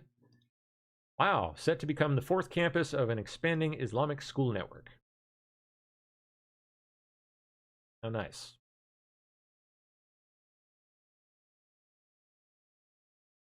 Oh, this should be interesting. CBS is here to tell you what's real and what's fake. Okay, what do they got? CBS reporter Riley McCallahan traveled to New Mexico just to see Project Jupiter for herself. It's one of the country's biggest hyperscale data centers. And on the other side wasn't just 1,400 acres of blinding light in the desert sky. Okay, blah, blah, blah, blah, blah. All right, what is it? I am in the middle of the desert on the data center construction site. This is Project Jupiter in New Mexico, one of the biggest data centers under construction right now. But data centers are popping up all across the country. We've all seen videos of dirty water, protests, power issues. But what's real and what's fake? I decided to go see for myself. I am about to climb up this plateau because the data center is right on the other side. You kind of have to be at a 45-degree angle to get up this thing. It's very dark. It's getting steep. Are we gonna get to the point here? Whoa. There it is. It's absolutely blasting light into the desert sky. It's 1,400 acres. That's over 1,000 football fields or almost 2 Central Parks. It's being built in one of the poorest parts of New Mexico, and the people here are really worried because they barely have enough water as it is. Yeah, trucks spraying all the water. If they've built this thing right, it shouldn't take their water. Oh, wow, yeah. And that's constant, dog. When I asked locals what it's like to live here, they said it's hot. It's in the desert. If it's closed loop, which most freshly built modern big money data centers are, it's not going to use your water. It's a closed loop system. They load it up with a water and it was like glycol mix or something, and it stays in there for 10 years, and that's the water that it uses. They change it out after 10 years, sure, and on top of that, I don't have one on hand, but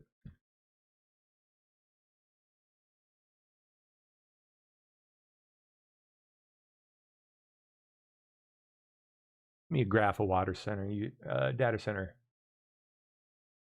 water consumption over time. Let's see, looks bad.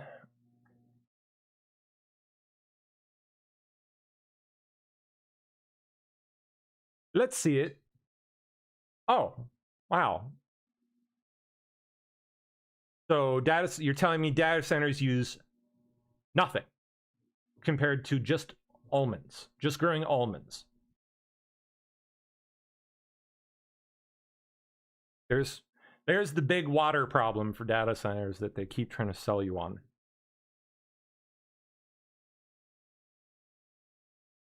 All the people that screech to high heaven about all their water. Oh, woe is me, all this stuff. That's what they're worried about.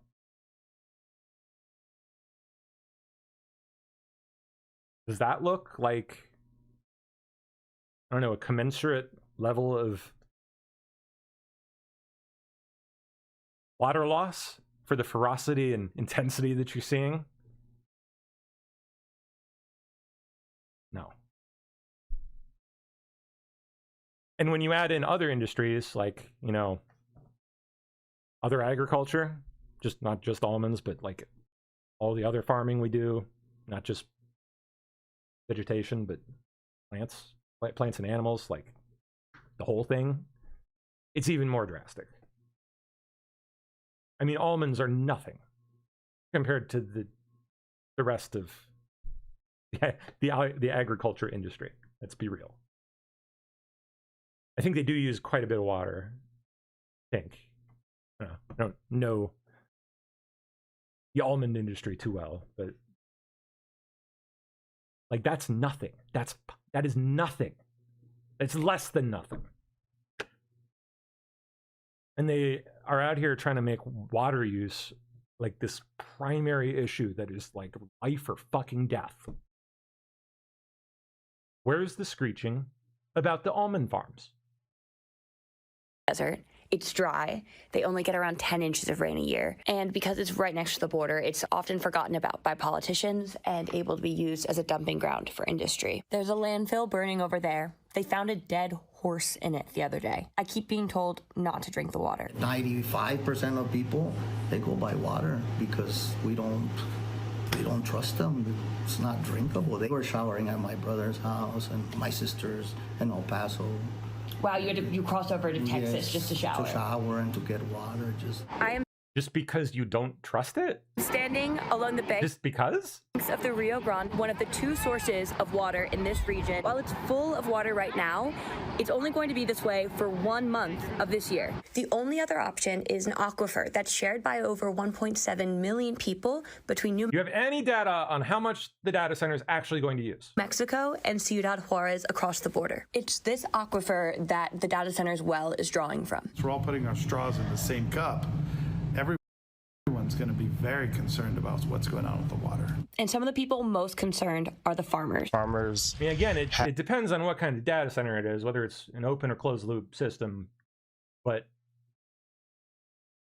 again, the point stands. Either way, have received only 4 inches of water as an allotment this year compared to years in the past of 4 feet.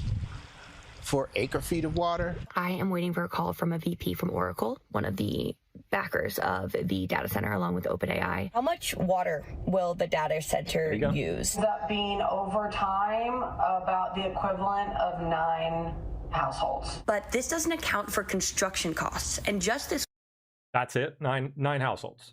week, the New Mexico Supreme Court hit pause on the data center's well water authorization while I mean, not that I'm going to take them at their word or anything. I'm sure they play their little math games to make it seem even smaller than it is. But it's still, even with that, it's nothing. It's nothing.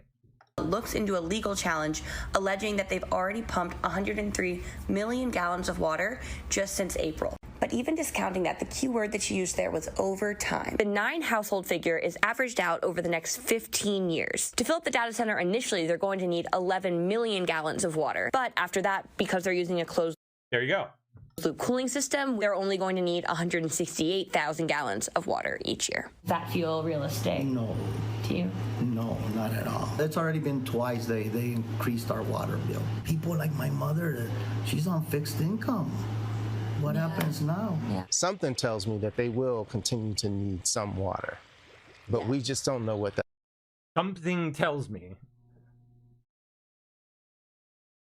that even looks like. No, you don't, do you? Like at all? And if you just give them the green light to start, it's hard to back that away, especially once a business has been established. It's life. It's what it's always going to be. The poor always being poor.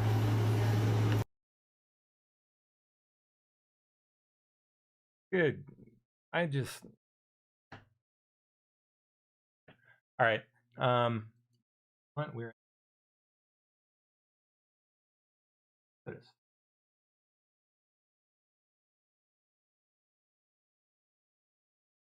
Yeah, sketches in. Apologies, sir. Sorry for running over you there. How you doing? No, keep going. You're fine. I'm doing great. I'm blessed. It's a good day. Good to hear. Got an awesome announcement to make on the show. So. Oh, nice. Okay. Yeah. Well, cool. Yeah. I'll let you get to it then, man. Absolutely. Thank you. I appreciate it. Back at you, sir. You have a good show. Thank you. God bless you. Back at you, man. See you guys.